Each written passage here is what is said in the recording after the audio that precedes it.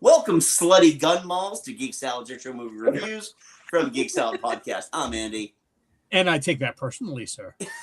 And I'm Mike.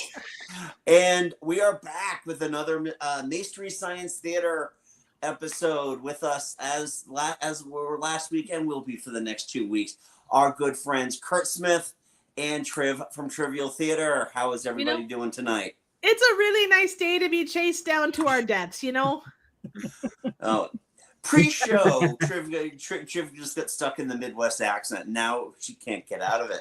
Oh no, that's the upper Midwest accent. We don't get the accent down here. No, the Chicago accent stops like west of here. It's like down the highway west of here, just close to the y'all Indiana just talk Illinois like this. border. Yeah, like my brother's father-in-law has it. Stop Bears. Like I said, the only thing I can I really can affect in terms of the Chicago accent is the Dan Aykroyd accent. Well, there's nothing wrong with that, Yeah, it's kind of like when you talk about when Dana Carvey used to do George Bush, but it didn't really sound like George Bush. It sounded like everybody's impression turned into Dana Carvey doing George Bush. It's the same thing. With Dan Aykroyd. Dan Aykroyd doesn't do a Chicago accent. What he does is a Dan Aykroyd doing a Chicago accent. Does that increase with the Crystal Skull vodka? Oh, good Lord. We have accents. Yeah, Joe's right. We don't have the accents. Oh, that's bullshit. That is such bullshit. We don't. We don't. You do. We do not. We do not. No. Yes, you do. Not. We've had this discussion before. We do not. You do. We all do. If you go to someone else, if you go to Ireland or you go to Australia or South Africa and you start talking, they're going to say, oh, you have a Midwest accent. You do have an accent. Sure. Fortunately for me, I was nomadic in my formative accent years, so I'm kind of like exempt from the Boston accent or the Massachusetts accent. You don't talk like Ben Affleck where you want to go down to Dunkin' Donuts to talk about the Red Sox. Hey, yeah. Or the Bruins. My sister's got a Boston accent. I don't really have too much of one. Yeah. No, fortunately, I don't. I didn't have the inflection. In fact, I think the most we are default with white guy accent. Yeah, that's pretty much what I have. A white guy accent. Are you saying I have a white guy accent there, Joe? We all have white guy accents, Triv. Oh. I mean, I spent a couple of years down south, so like all of my inflections are actually southern, which is weird. Really? For somebody who's spent the last 30 years up in New England, so. Oh my gosh. Yeah, the only accent I've got is I've kind of picked up a British accent in which case because I do use schedule instead of schedule. He pronounces things. But here's the thing though, my British accent only comes when I'm writing things out because I use the OU. You have a Midwestern accent. So anyway, accents aside.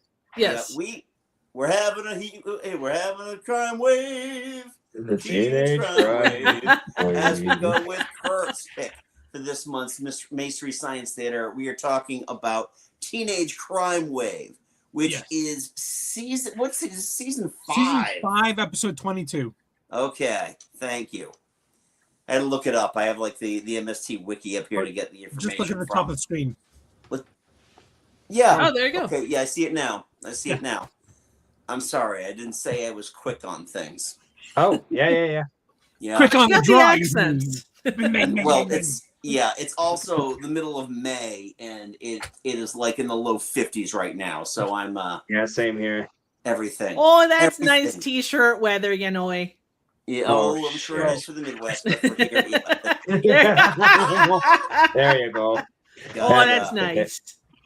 So Kurt, tell me, why did you pick Teenage Crime Wave? I picked Teenage. Nice. I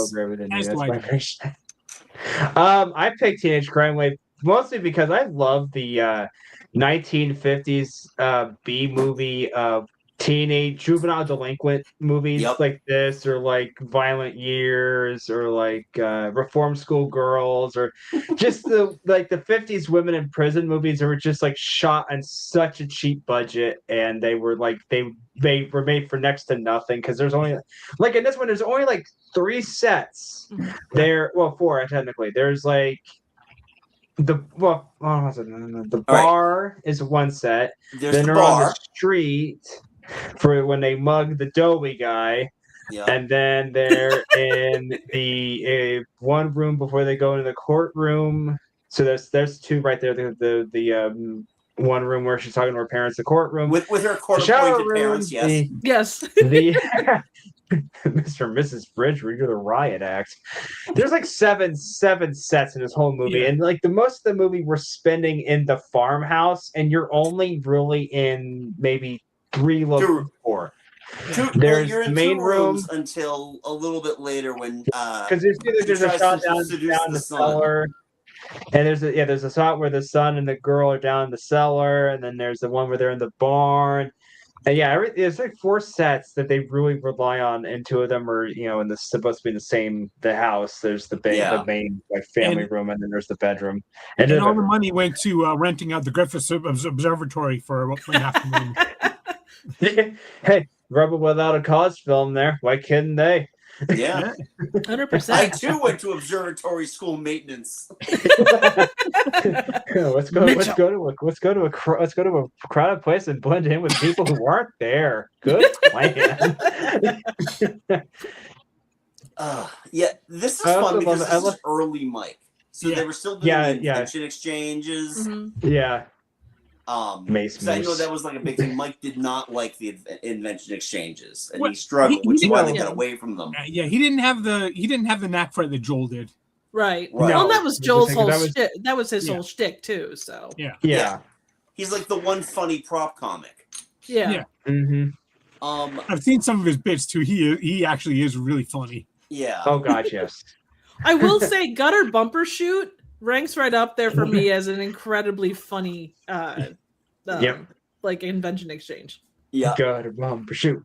I'm actually kind of curious whether or not because I think that was Mike's first invention. Yeah, that was the brand that that was the brand that wouldn't die. So I'm wondering if that might have been episode. like kind of leftover from Joel's. Yeah, Joel made it and is like, yeah, I'm not doing this anymore. Yeah. You can have it. Yeah.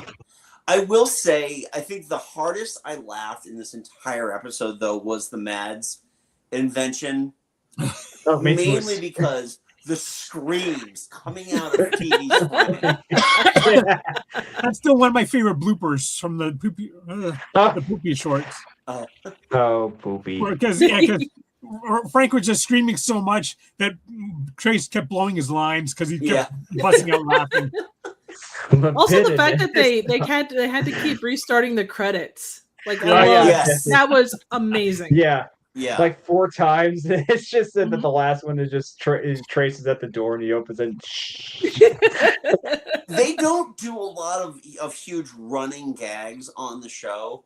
At least during the classic era, they weren't doing a whole lot of running gags, but that does rank up there. Yeah. With It Conquered the World. Yeah. And Peter Graves' speech at the end that was just constantly being said. I gotta say, like going back and rewatching the MST3K episodes, that's one thing that I do miss from when I'm watching Riff Tracks. I mean, I love Riff Tracks. Yeah. But the host segments. Yeah. They break up the movie so well, and like because let's face it, going through some of those Riff Tracks movies, they are a slog because they're hard to get through. They're bad. And then having those host segments, they really help kind of re-energize, give you a break. Right. Mm-hmm. Well, the other thing too, I mean, I think it helps with television. Yeah. More so than with Riff Tracks, which essentially was, initially just the audio and then going to streaming and then doing even the live stuff they do host segments for. Mm-hmm. Yeah, because I mean that Mistos host segment. Yeah, I freaking love that one. Oh God, I watched the broadcast edition of Teenage Crime. Oh, cool. So because I love like 90 like commercials from like specific era, like it's like 70s, 80s, 90s. I love because I don't really have I was only like 2 years old, not even 3 years old when this episode aired. So I'm like, I have no memory of any of these commercials or whatever. So like, the Mentos commercial came on like early on in the episode, and I'm like, this has the Mistos. I remember that. This has Mistos. So I'm like, okay, so it's the Mentos commercial where the kid, like, they're crossing the street and the dude in the Lincoln Town car blocks him and he walks through the back seat. So he just he smugly looks at him and then he comes out the other side of the car. Oh God! Yeah, And Kurt, I was a grown I got the man AT&T during commercial. The during this AT&T era. commercial. The AT&T commercial with the oh yeah. Do you do this? Well, you will. Have you touched your baby in from a phone booth? Well, you will. It's like they have like they show like the pay phones from Blade Runner with like, the video phone. It's still a payphone, but it's got a screen on it. Gasp. It's The like world of Total Recall. 1999. Yeah, I remember with those commercials, especially around the time that I was super into MST, which is around '94. Yeah, the clothing and all that, and I was growing up with my own money, and I could go to Structure and Chess King and buy all those cool things, and it was not a fun time. Those clothes were so uncomfortable, and everything was so stiff. It's like, why do I have to constantly wear white shirts? I'm a slob. I can't keep these things clean. That's why I wear these t-shirts now all the time. Yes. Yeah. You have your coffee shirt as well as your t-shirt? Nope. Just this one. There. Sometimes, two on the same day. Yeah, there you go. Yeah, well, as long as you get your was not the 3DO. What was the gaming system? The CDI. As long as you get the CDI commercial, yeah, you're watching Mystery Science Theater. Burnout. With Phil Hartman, yeah. Yep. Burn Cycle. Burn Cycle, yes. Yeah. I did get a Sega Genesis game. I can't remember what game it was. It was a fighting game. I did get a Sega Genesis commercial in it. Oh boy, yeah, that was '92. That was when Sega was losing their battle with the Super Nintendo. I had a Sega We had Genesis. 18 months of dominance. No, I had a Sega Saturn. It'll come back. Nintendo. You guys remember the weird baby one that starts laughing maniacally? Was that like the PlayStation like 2 or 3? Like there's a baby sitting there, and then all of a sudden it starts. Two. I think it might have been the 2. It might be the 2 is because back in the early 2000s when the PlayStation 2 came out, it was all the ads were like super subjective. Like they were just trying to just do stuff that was so creepy. You're like, what the hell is that? I should buy their product. Play our console. They were abstract, man. They were abstract. Like this movie. Yeah, yes. Exactly. Which we should probably start talking about a little bit. Also, this movie has my favorite rear projection stuff to it. Like when they're going through like past the Toontown tunnel and up the hill, it's just like you just see whoa. Looks like the cast of the only baby everyone. I remember it was the baby shot out of the hospital that shot the landscape growing older and older to become an elderly man hitting the ground. Oh my god. David Lynch directed the PlayStation commercial. But it looks like the cast of Grease missed the activities, but it looks like Grandma doesn't want to go to though. One of my favorite bits in this one is like actually has nothing to do with. I don't think there are any real riffs about it, but like they're showing the mug shots on the TV. Oh, yeah. And then they show her. Now we know she had a mugshot because she was in George, but they used a pinup of her. Hey, you know what? The audience is mainly teenage boys. You go to your audience, you know. Yeah, right. And speaking of teenage crime wave, I checked it out. The youngest member of the cast was the guy playing Mike, and he was 25. Yeah, it's like 25, 26, and 27 were the ages of the three of them. I think the teenagers. Yeah. Hey, they still look more like teenagers than most of the cast of Grease. Yeah, there. Yeah, that's true. That's well, true. considering the parents were like 97 and 117, I mean, the kid's got to be at least 40. Turk can be so dry, but like eating a boot.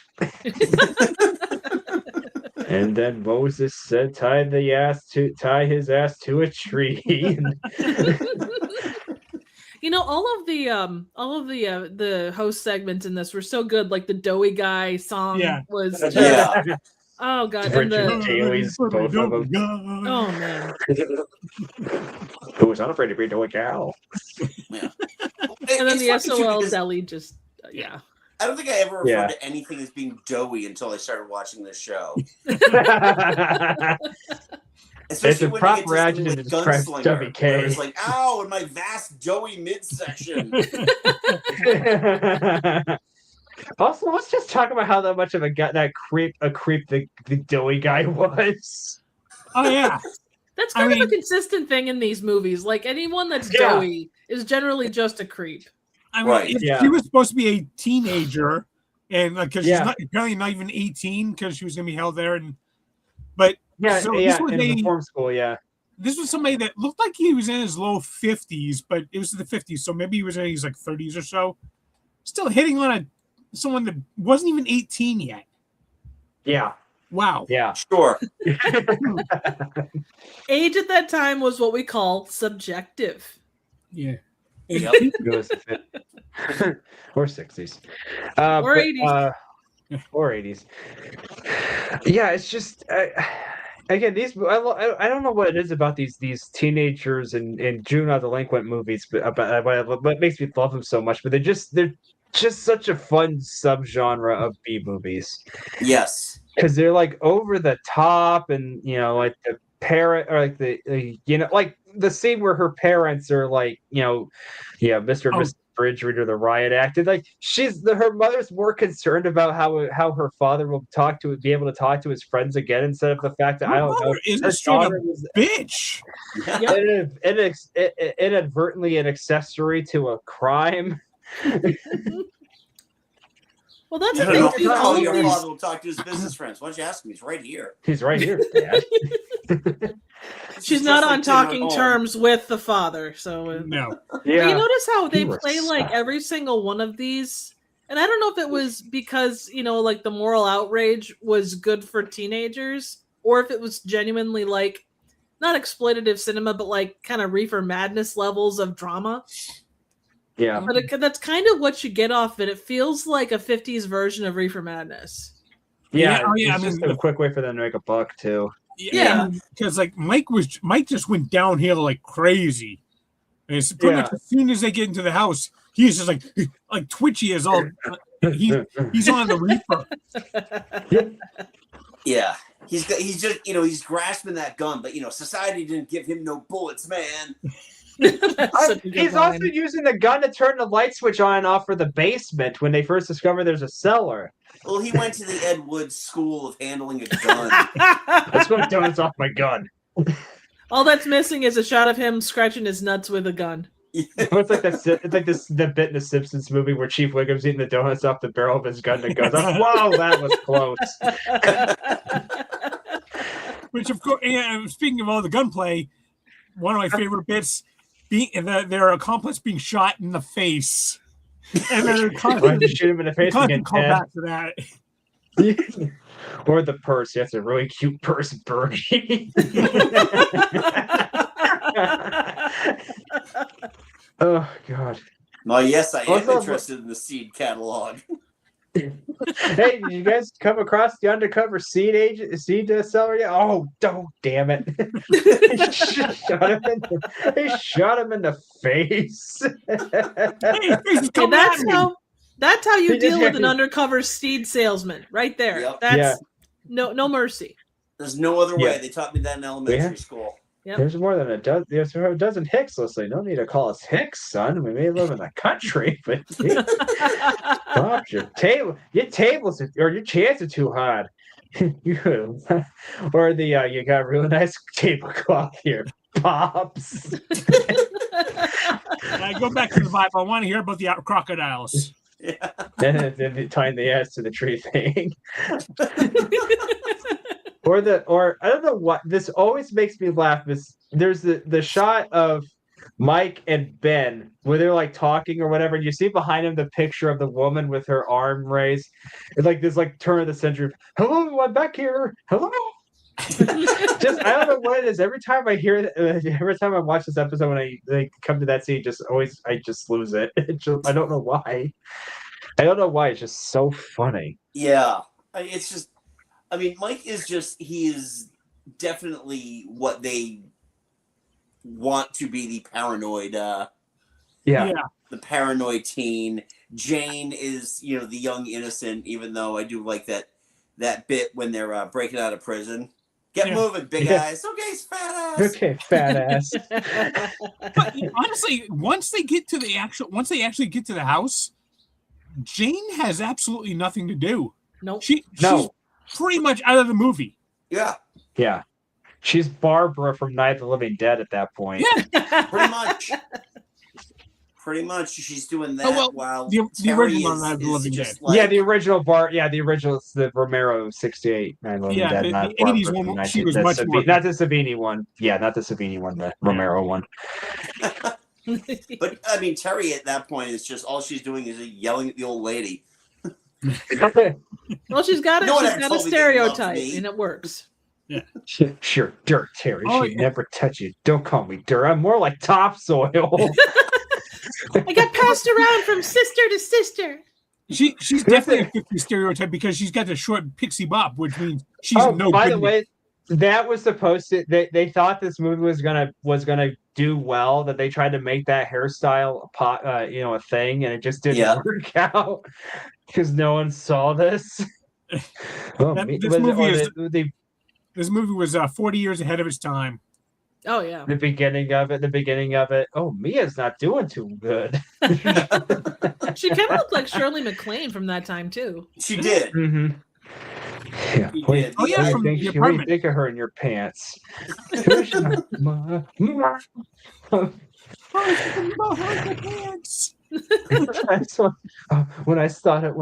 I had the thought about her being in your pants.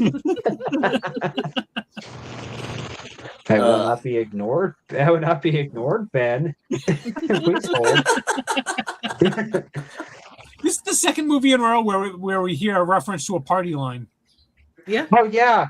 Yeah, but we didn't put our knees up in weird places in this movie. Well, It wasn't as highlighted as it was in the last movie. Yeah. It was really wasting up shots. So everyone could have had a knee up. We just don't know. We do kind of have a connection to not so much Giant Gila Monster, but the dude who played the farmer who gets shot and they throw his body down the basement was in the Giant Leeches. Oh, which really? is another MST episode. Yeah. Oh, wow. Yeah. Yeah, they did have a habit of recycling a lot of the actors, especially for like a lot these cheapies. Yeah. That they were doing. Yeah, I'm just pulling up the actual IMDb for Teenage Crime Wave right now. There's an actual IMDb? Gasp. Yeah. I know. I'm surprised and too. You can watch the Unriffed movie on Tubi right now. Gasp. I have watched it. I watched it fairly recently on Rift. Oh, I fell asleep pretty quickly. Wow. Yeah, I'm pulling up some of these. Yeah, George Cesar was the doughy guy in the beginning. Was he like J. Edgar Hoover? I'm looking. He was in Sue England, Giant Leeches. Sue England was only worked from like 1947 to 1967 when she retired. Wow. She played big bucks. I always love when Crow does that 1950s narrator voice like he did in the Doughy Guy sketch. I don't know why. I think because Trace is just so good at it that it's just always so funny. Oh, it is. Statistics almost as good as his killer humidity. I mean, he also sort of got the future brain guy with Servo in there too. Yeah. Yeah. He's kind of doing like this. Oh man, we're actually not going to touch the Sci-Fi Channel this year, are we? No, we are. No, because we're doing. We are next week. Yeah. Next week. Okay, I couldn't remember. Yeah.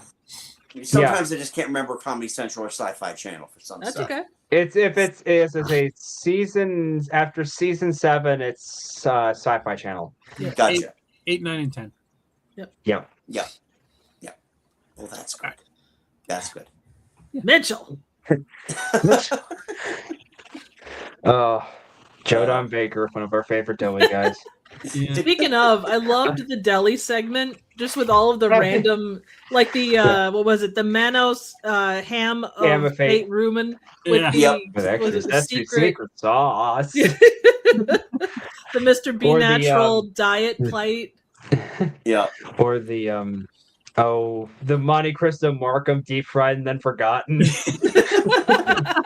or what was the other one? There's a bunch. Oh, I see. Yeah. But I love Frank in that too, though. Oh yeah. The Maristone wheat crackers. The long the Joe Don Baker baked potato and the Maristone wheat crackers and a large glass of milk. And then, like for Dr. Forrester, it was like, I don't know what the sandwich was, but can you drop it on the floor, burn it, and put hair in it? For my boss. Drop it and dip it in the bus tub juice. It was the Monte Cristo. It was the Monte Cristo Markham because it's their worst sandwich. It was deep fried and then forgotten. and actually, going back to the Mistos commercial there, just that quick shot of Frank and Trace. Trace like Frank's like.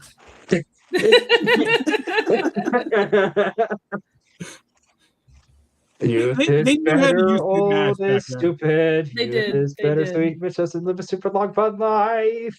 When you think about it, it's not a, to say it's simple isn't right, but it's a relatively straightforward concept, but they put so much more into it. Yeah. Than just a simple Mentos kind of thing. Yeah. The spoofs were a dime a dozen. Yeah. Back then, so the fact that they put a lot of effort into it, you can challenge more ways. You can bend silly rules. You're rebelling in an unthreatening way.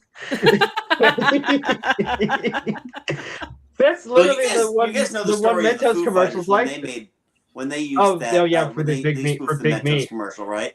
For Big Meat. Yeah, Big Meat. Yeah, I love that video. They were getting So when they started playing it live, they were getting pelted with Mentos. Oh, God. So during one of the tours, Dave Grohl was like, "Listen, we're gonna stop playing the song if you don't stop pelting us with Mentos." And he started getting pelted with Mentos. So there was like a 15-year moratorium on performing that song live. Big Me. And then they decided to pull it back out, and they get into that first riff. People have been bringing Mentos to food fighters shows for 15 years, just preparing. It's like one of these days it's going to happen. They're going to play Big Me. We're going to throw Mentos. Yep, exactly. And you probably had an old Mento before too. They don't age because they always tasted stale. Yeah, I've never had Mentos. Oh, the fruit maker. Yes, the fruit ones are good. Yeah, that is the fruit were delicious. The mint were disgusting. Yeah. That's kind of mint everything, that though. You could, be a scofflaw, a light scofflaw in society for. Well, Kurt, I think that's your assignment for this week. You need to find a pack of is to have somewhere. I'll make a note of it. You know what you could do, Kurt? You know what you could do? You could replace a Mentos with. I was just gonna say exactly. Have more of these. Yes. Mentos soulless. These aren't soulless. They'll take your soul, but they're not soulless. But they'll let you. But sucks it. The cost of your soul is you can go. I believe that the fruit flavor is also called vaguely fruit flavored. It's like LaCroix. It tastes like there was a strawberry within a 1 mile radius of a can of LaCroix. I actually had a limoncello LaCroix with my dinner tonight, and it was like a lemon just stared at it for a moderate amount of time, and then just walked away. I think that the fruit flavored Mentos is like fruit. It says fruit flavored ?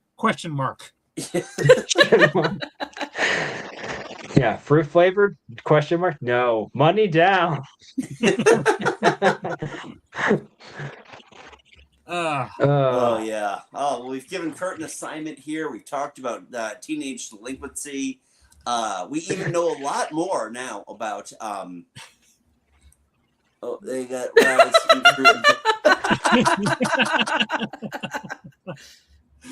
And Joe would know that. Yeah. And we now know more about the the need for more students to learn observatory maintenance. Yes. And if you're a war hero, then you're guaranteed to do well in a fertilizer school. Yes. What's that? 100%. When Terry gets shot at the end and she's like dying. Yeah, I want it. Yeah. I want to see your ride before she dies. And then Mike, rotten hell, troll. Yeah, I love how she's her final words are to let Jane off the hook scot free. Yep. Right for me, Argentina.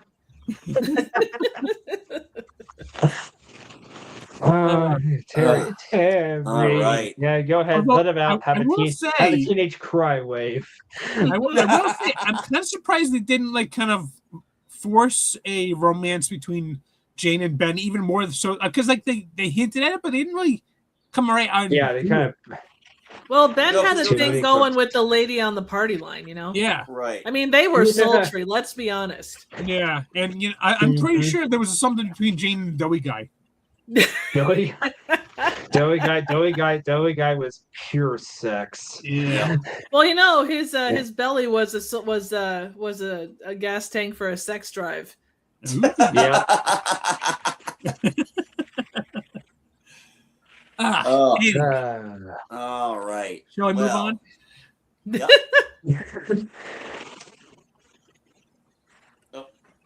Sorry, I've got a cat distracting me right now. I think he sees something outside. Kitty! They do that. Yeah, mine's Jumping distracting around me right here. now. Yeah. So Does he anyway, see Mitchell? that was Mitchell. That was Teenage Crime Wave. Kurt, any final parting thoughts on your pick? Well, like you said, we all need to learn how to do observatory maintenance. We need to stay away from doughy guys. Kitty! Watch behind Andy.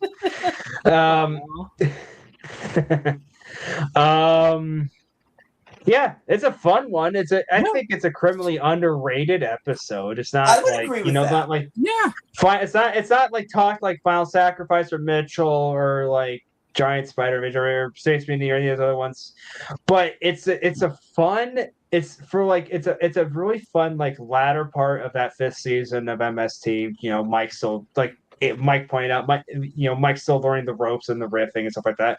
Yeah. But his delivery is really good in it. The bots, Trace and Frank's delivery is great. Or Trace and Kevin's deliveries. Yeah, their deliveries are great in it. Everything's it's a fun episode. So yeah, watch it if you have.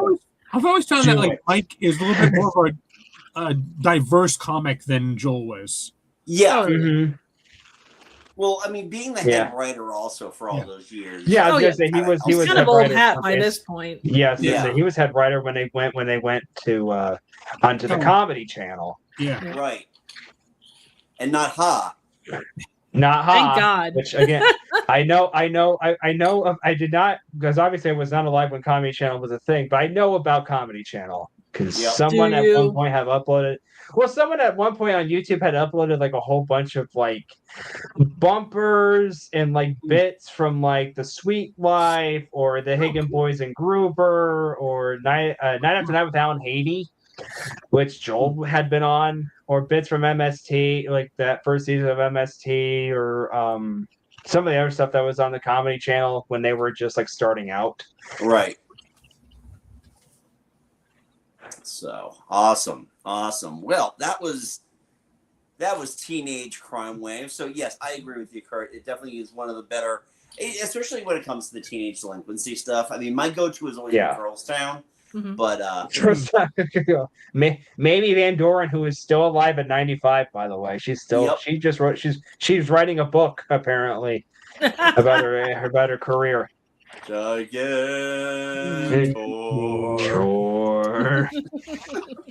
That one always had Paul Anka in it. By the way, Paul Anka also still alive.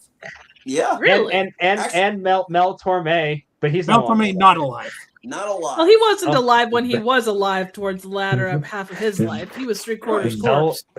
Velvet Hog. Quick, we'll escape in my golden smog.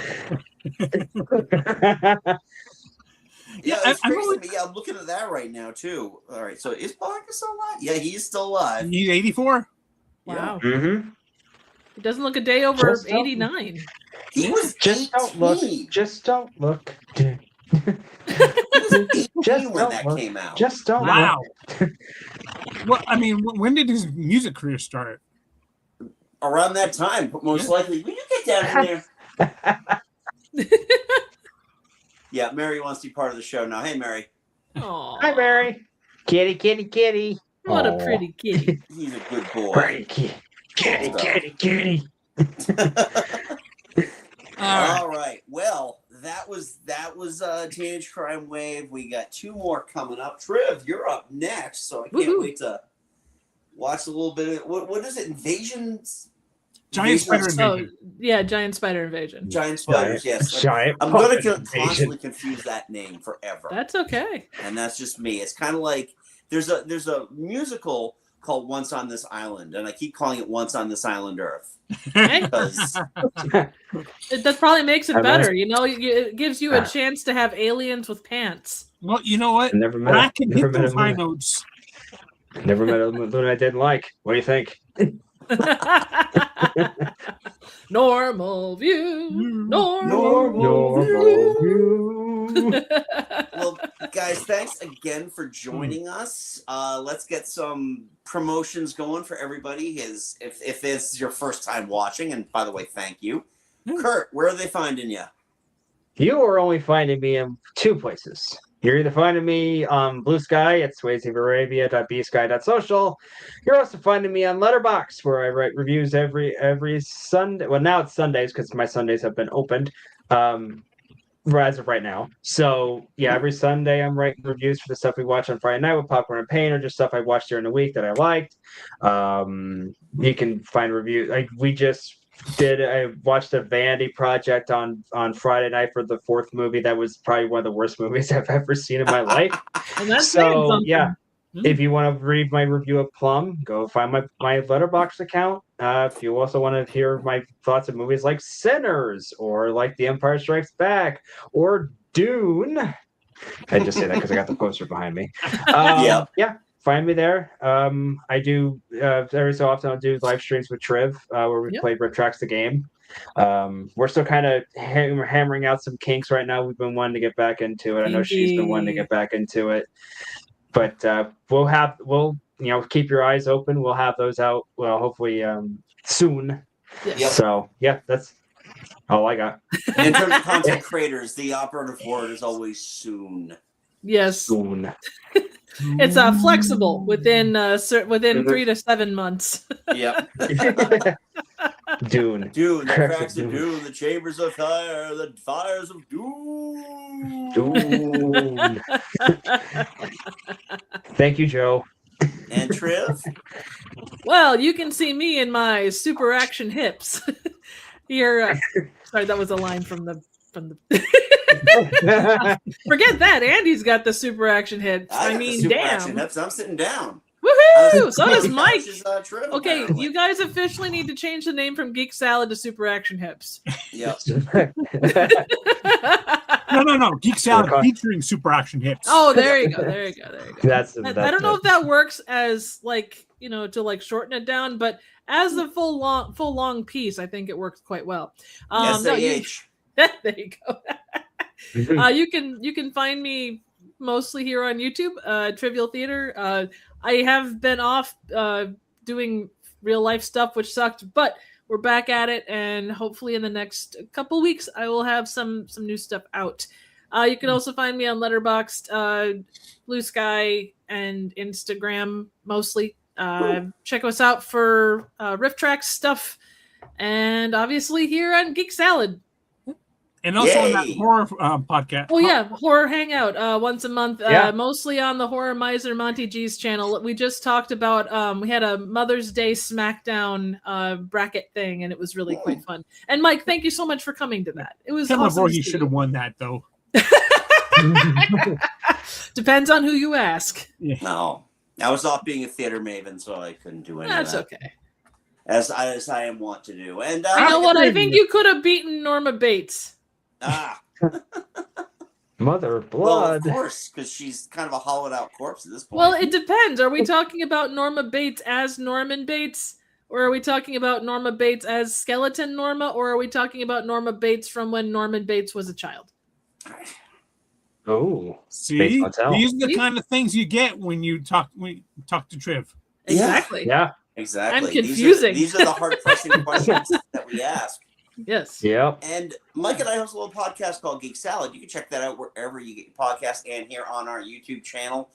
We last night just recorded our episode on our top choices for our favorite Star Wars characters. Ooh. And we happen to have some comments from a certain person right here. Yes, who Yeah, joined us for a talking little about bit. Both my dishonorable mention, least favorite character, because I think I can see if I can find it, because I have it. Here it is. Yes, I found it. Yep.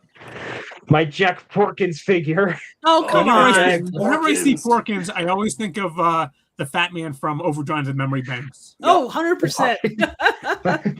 Oh, Frank's doing really good for himself. Draw me some Give me some butter. To Wendy's. And we can be found here. We can be found on Facebook at Geek Salad Podcast and on Blue Sky at Geek Salad Radio. Check out not only our podcast, but our retro movie reviews, which we do every week, except during show weeks and vacations and whatnot. So summer's coming, so there'll be a week gap at some point in July. And one in August.